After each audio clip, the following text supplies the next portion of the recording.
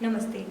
Myself Smriti Aditya, Kathak dance teacher cum performer, Lal Bahadur Shastri Center for Indian Culture, Tashkent, Uzbekistan. Firstly, I would like to congratulate all of you for this cultural day, which is held on 21st May. So, India is a very big country and it's having so many states and regions, and each and every state has its own cultural assets, that food culture, dressing culture, language, music and dance traditions. So, as a dance teacher, I would like to talk about some dressing sense and music tradition, dance tradition. So I would just talk about dressing sense, dressing tradition. So you have already seen that many Indian women wearing sari. So each and every state, not each and every state, some states, the manner of wearing sari in some states is totally different.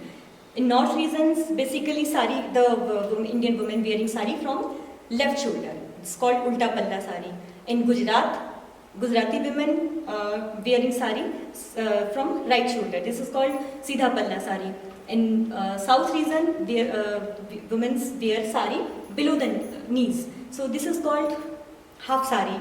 In Maharashtra, they wear dhoti style sari, and this is called nabari. And this sari is 9 meter long.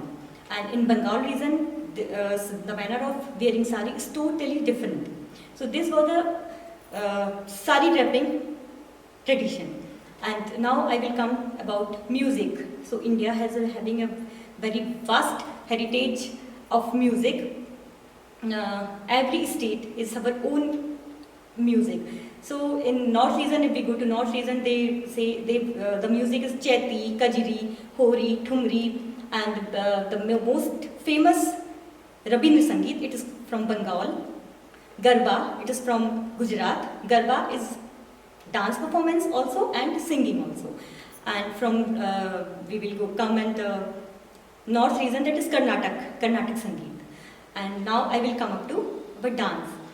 So dance tradition, an Indian dance tradition is a very big cultural heritage, because in India 8 classical dance styles are there: Kathak, Bharatnatyam, Kuchipudi, Manipuri, Odissi, Mohiniyattam, Kathakali and Satriya.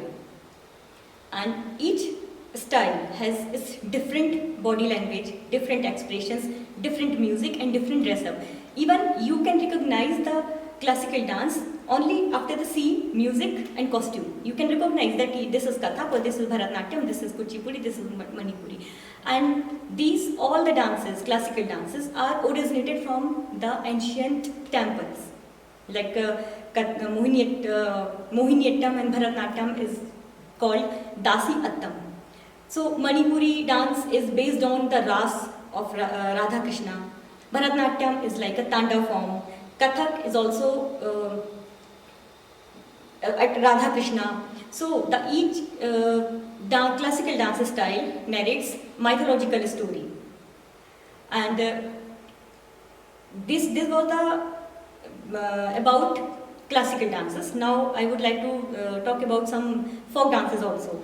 Folk dance, there are various folk dances of India. This is Bhangra, Giddha, Lavani, Gujarati, and Rauf dance from Kashmir. So it is so much rich culture of dance in India.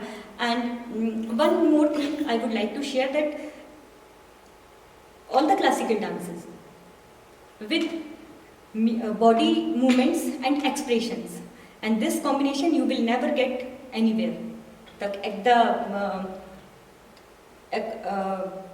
body language and expressions. There are so many expressions because in our whole life we show so many emotions. We feel so many emotions like Shringar, Hasya. This is called Navras. So this culture of expression only you can see only in Indian dance. Vatsalya ras, Bhakti ras, Shringar ras. Shringar is the Shringar indicates love, emotions. Hasya ras, joy. Bhayanak ras, fear. And Veer ras, this is for bravery, bhayanak ras, vibhas ras, hate.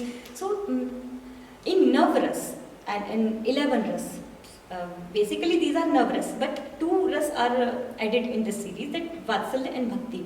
So in these 11 ras, the whole emotions of the life can be added.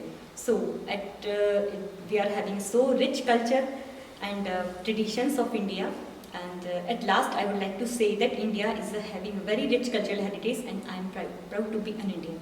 Thank you.